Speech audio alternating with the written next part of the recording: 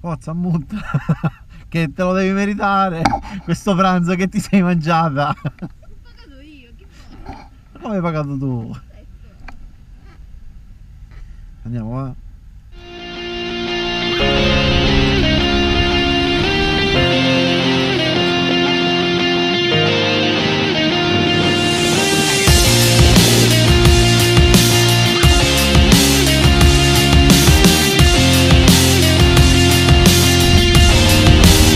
Non si può andare.